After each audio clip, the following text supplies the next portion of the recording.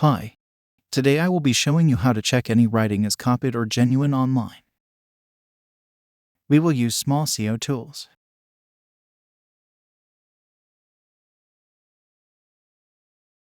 Go to Plagiarism Checker.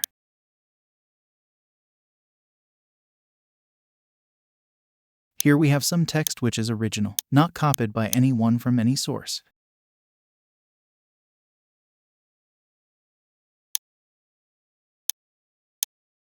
Pasting it. CAPTCHA check.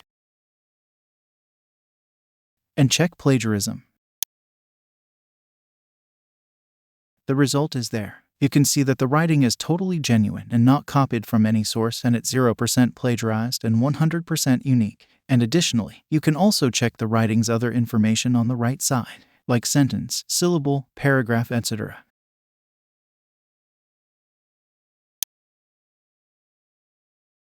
Now, I'm going to bring some writing from Wikipedia and then check it.